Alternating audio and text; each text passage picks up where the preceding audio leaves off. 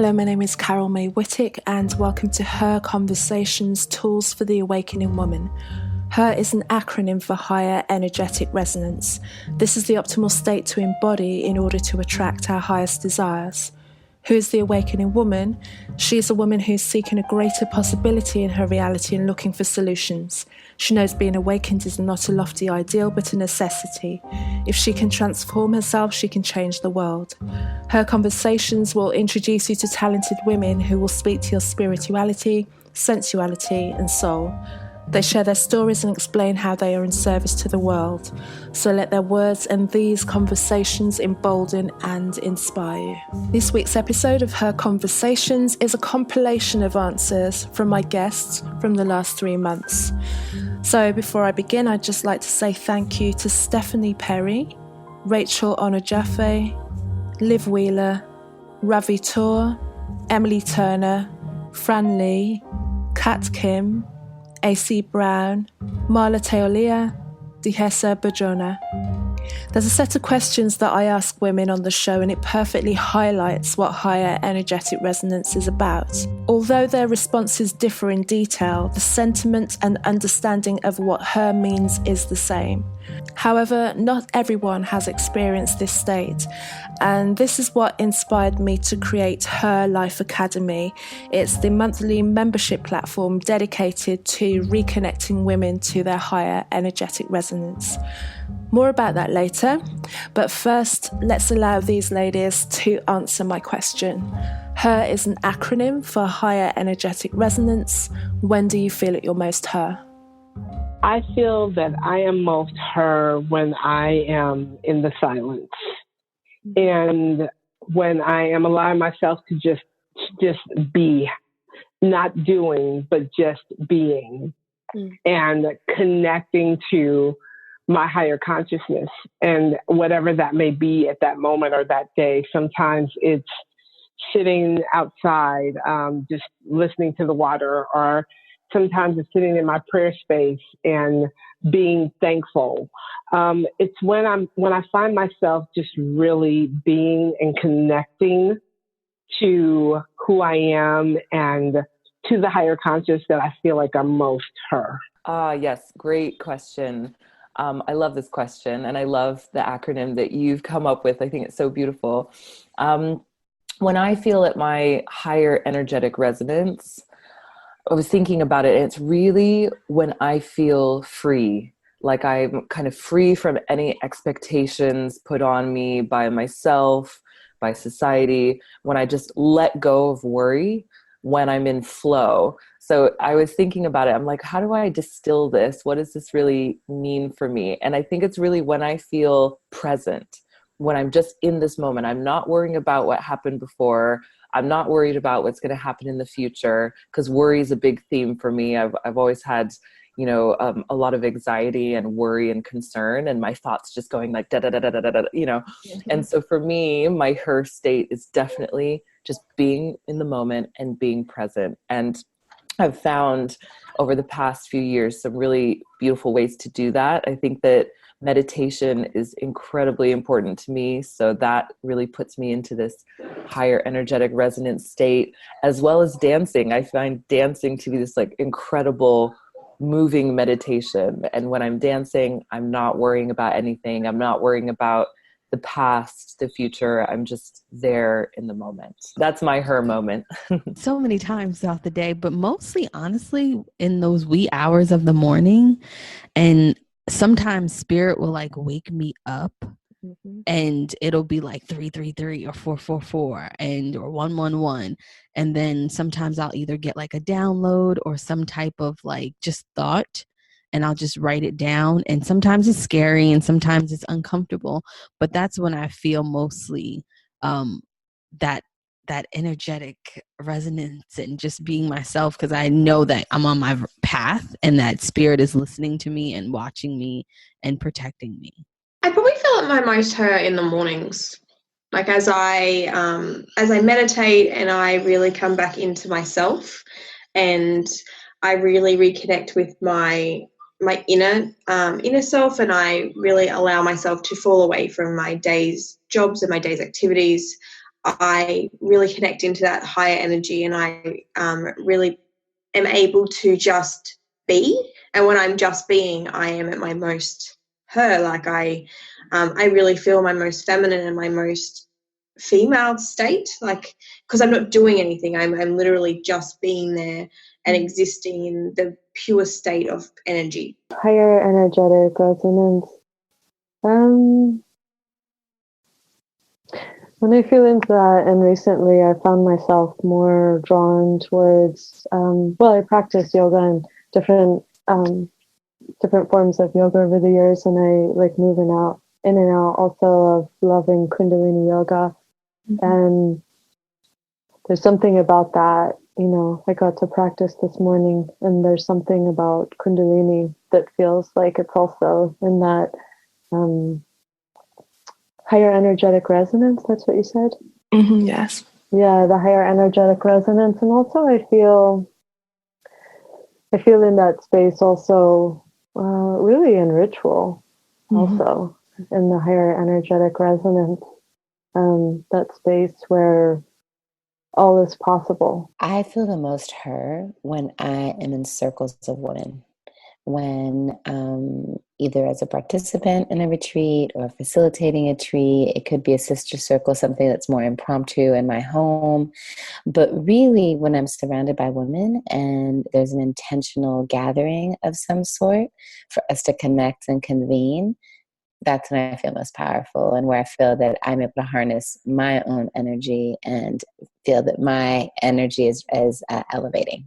I feel at my most her when I'm doing something for someone else. It's easy for me to get locked into my own world and do, and just live for me. But when I reach out to someone else, especially when I reach out and not, it's not something that I'm obligated to do, but when I reach out to someone else and reach out to help them in any way that I can, I feel like I am me, like I'm being the person that I am designed to be. It's not my default state. It's a state right now that I have to work at, but I'm working on making that my default state, a state where I can stay and not come in and out. Ooh, when do I? Oh, I love that. I love the way that was framed. Very good question. Let me think. I feel like I am the most her when I am really grounded in what I call divine confidence. And for me, divine confidence is having an unshakable knowing and unshakable faith in knowing who you are and what you're here to do, regardless of what's going on in the world outside of you. Yeah. Regardless of any political things, or even regardless of any personal challenges that you might be going through, I feel like you can still have divine confidence, even though everything on the outside is not perfect. And so that knowing, being grounded in knowing who you are and what you're here to do, that's when I feel like her. I often feel at my most her when I'm doing work of service or work that is highly aligned with what I'm most passionate about. And it's not always work. Sometimes it's just conversation. Sometimes it's just a feeling, and it's diverse in nature. So often when I'm working with my clients, I feel at my most her, especially going right before the session and then working with the clients. But also I feel most her when I am creating content that is absolutely aligned to my values, right? Or I'm speaking with people in alignment with my values, or where I can openly and freely share about my values, period, right? And how I see the world. And sometimes it's as simple as being in my kitchen and cooking with good music on and knowing in this very moment that I am exactly where I'm supposed to be. I am content. I am happy. I am free. And those feelings of being aligned, being free, and being okay and secure in the moment without worry of anything else is where I feel most her. It's where that frequency just starts to vibrate. You feel this physiological vibration within, and you know for certain, without a doubt, you're in the right place at the right time? When I'm fully embracing myself, when I am feeling my true essence, really, when I'm embodying all, probably not all that I am, because I feel like there's always room to grow into. And I feel like I haven't experienced, or even though like I have experienced some of it, I feel like there's more to experience. There's more of me, with my true essence to experience. And so for me, that is when I feel truly mostly alive, is when I'm feeling my true essence, when I'm feeling connected to myself, which means I'm feeling peaceful, I'm feeling gratitude, I'm feeling one with others, I'm feeling full of joy and full of love, yeah. Thank you, ladies. And more about Her Life Academy. Each week, we focus on a different aspect. So, deepening your spirituality, expanding your sensuality, expressing your soul, or actualizing higher energetic resonance. Every week, as a member, you would receive a new journal with an accompanying email that then guides you through the exploration.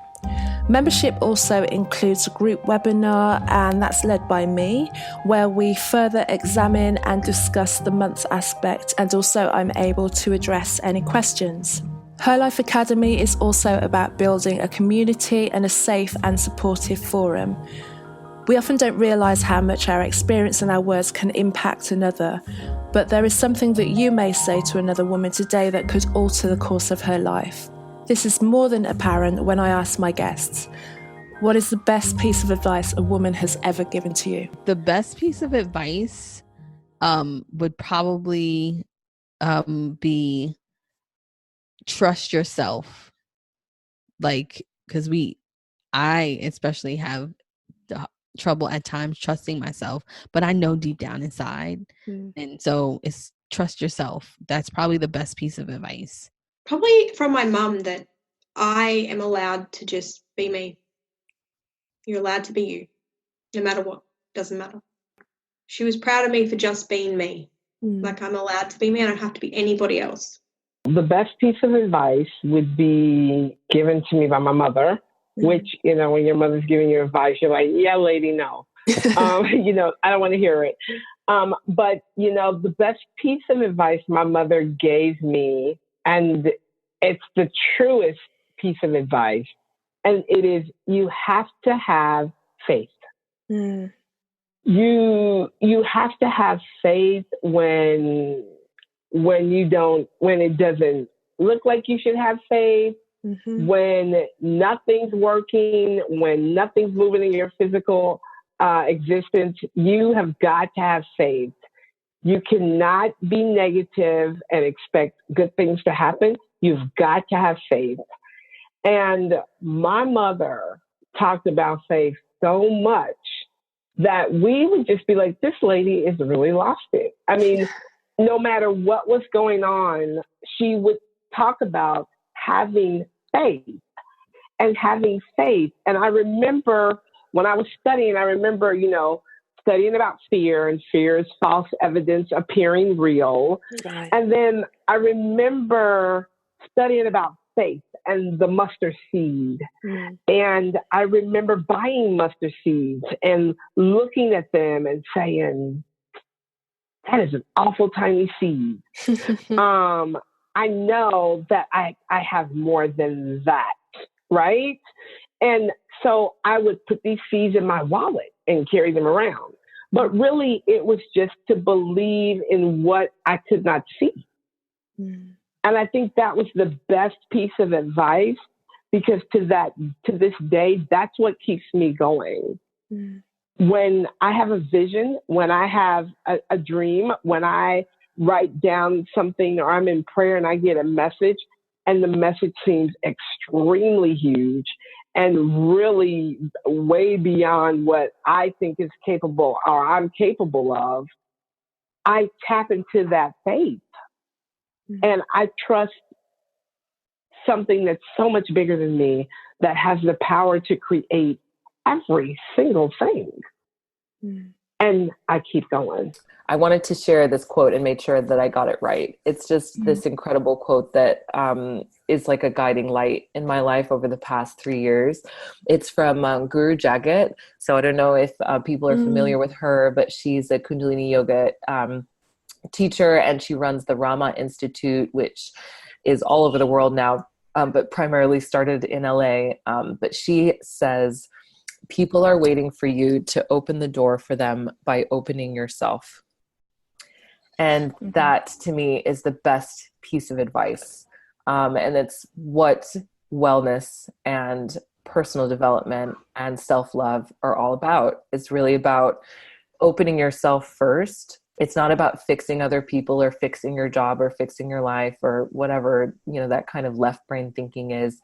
It's about opening yourself, and then that's what will open the door for the others in your life and other people around you in order to move towards that place of love and harmony. So that's I put it on the front page of my website. It's just, I think about it like every day. The best piece of advice a woman has ever given me has come not verbally, but non-verbally. And it's come through different women. And it's the message that it's okay to be you. It's okay to be you. So we get these messages non-verbally, right? When we're in somebody's presence, sometimes they're telling us that they want us to be a certain way, or they'll only accept certain parts of us. And sometimes, occasionally, with some people, you get the feeling that you can really just be you. And so thankfully, I've been with women who have, I guess, psychically told me that it's okay to be you.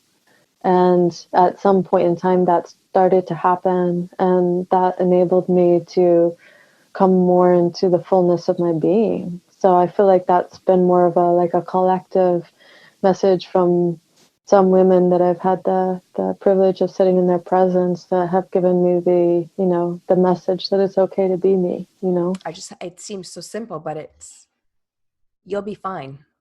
And I remember this from a true empowered woman. Her name was Gail, right? And she was she was actually my counselor, kind of like the woman who controlled. We were group 3 in my treatment, right? So there are 3 groups: the super nice ones, like the really soft ones, the medium ones, the ones who were kind of, you could deal with them. And then there were just the badass, hard-ass ones who just, nobody wanted to deal with them. They were really mean chicks, and they were just not, like, they were really angry, right? And guess what? I was in group 3. I was a very angry woman.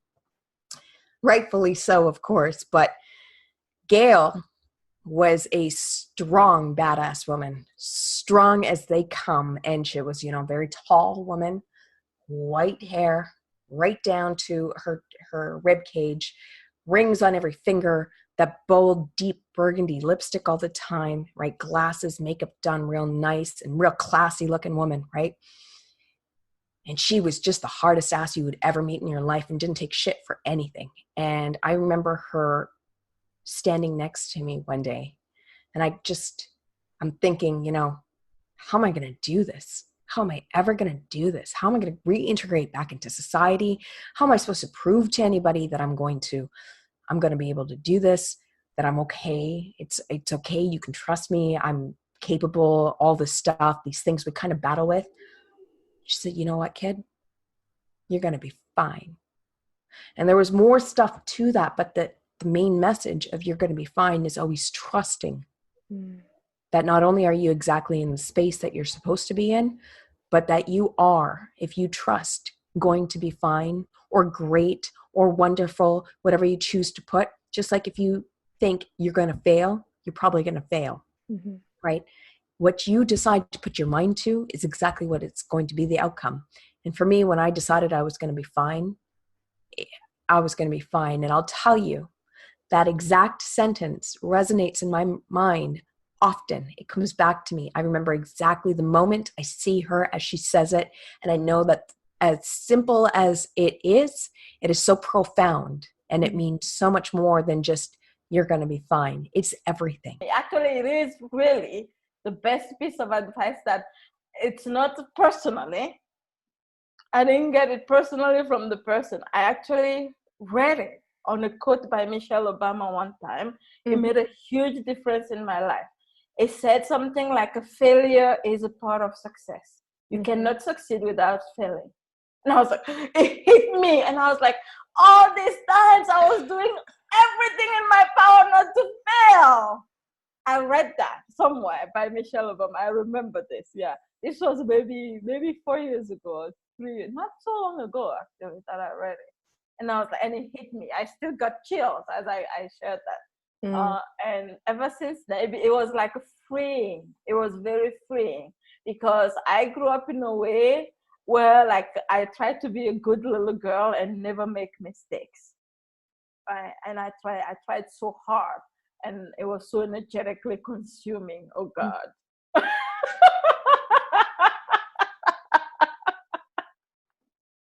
It consumed every single cell of my body. I can imagine. Yeah, but then before I read that quote, I was already starting to awaken to the fact that it was okay to make mistakes. But then after I read that quote, I was like, oh, it's not just okay to make mistakes. It actually, mistakes are a necessary part of growth. That failing is a necessary part of growth. And it blew my mind away. And ever since then, I've actually lived by that a lot. Whenever I start anything new, and before, if I start anything new and then it doesn't go my way, it was very easy for me to say, oh, well, that was that, and jump onto something else. Now I can tell and I can see very clearly, oh, okay, it just means that, okay, this is the one part that didn't work. How can I work it a different way? And there's no shame around it. There's actually, now I celebrate I really, it's like, oh, that just means I just learned something new. So as I've shared with you, I really grew up with really bad body image issues, and I covered my entire body. I never dressed up. And one day I was working at a really high-end clothing store, and my boss wanted me to wear a skirt. And I told her, oh, but I can't wear a skirt. I don't like to show my legs. And she's a feisty woman, you know? And she was like, she put her hands on her hips and she just like, let me see your legs. And I was like, no, I don't want to show them. She's like, and then she literally came to me, she squatted down and she rolled up my, my pants and both pant legs.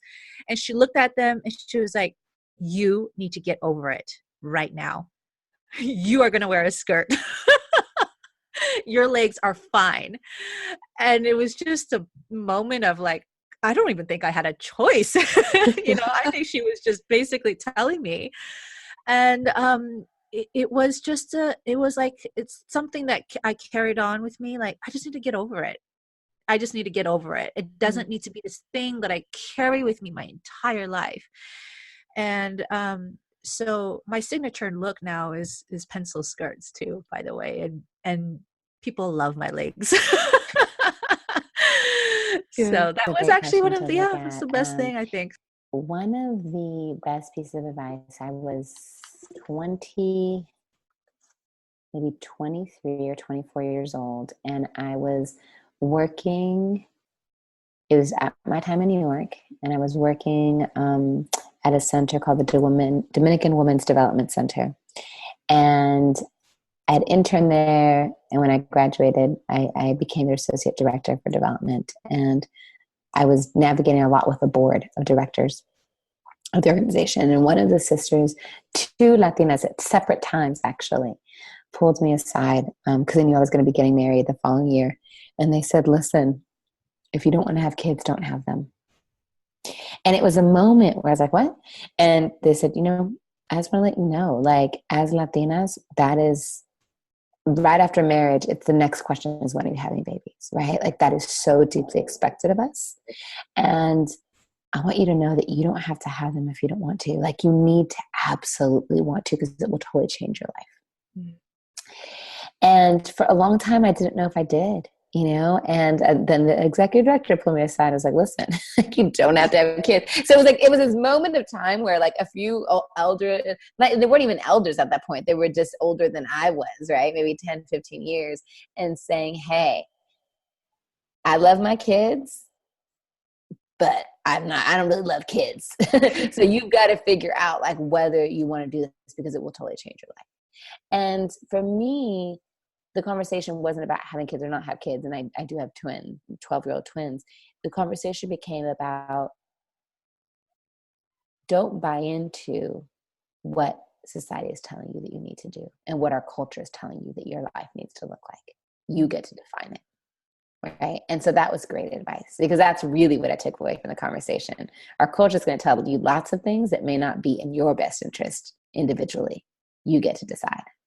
I'm going to give two. Jillian Michaels she was a trainer on The Biggest Loser TV show. I don't know her, and she wasn't talking to me directly, but the advice that she gave to one of her clients on the show just hit me like a thunderbolt. She said, when you get a flat tire, you don't go out and poke holes in all the rest of your tires. You fix it and you drive on. And I was finding in my life that at that time, when something would go wrong, I would just deep dive into the worst possible place.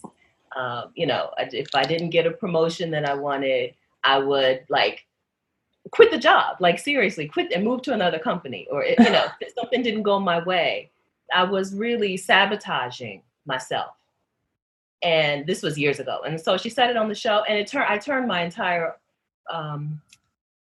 life philosophy around. Like, I noticed that that's what I was doing. When something went wrong, I was making sure that it was like wrong. If something went bad, I was making it the worst possible situation, that it could be, instead of just fixing it and driving on. So that was wonderful advice that she didn't give to me, but I'm going to count it as advice that someone gave to me. And then my mom is just a good person. Like, she just has a good heart. Her advice is always to give, she's a giving person by nature. And like I said, it's something that I have to work on, but seeing her not only give me that advice, but live out that advice is a wonderful example for me. It's, a wonderful example. You don't know my mom, but Jillian Michaels is famous, so I figured I could slip two in there. So thank you to all of those guests for joining me on this episode of Her Conversations, and thank you, the listener, for listening. You can discover more about me by visiting my website. That's carolmaywhittick.com, carolmaewhittick.com. You can follow me on social media, Facebook under the same name, and my Instagram name is Kazmic. That's at CAZMICK. And if you're interested in Her Life Academy, you can go on over to www.herlifeacademy.com or follow on Instagram at Her Life Academy. Membership is $22 per month, and the first 7 days of any membership is totally free for you to try. So thank you once again for joining me. I appreciate you listening. I'd appreciate you subscribing, liking, sharing any episodes. And until the next episode, take care. Thank you.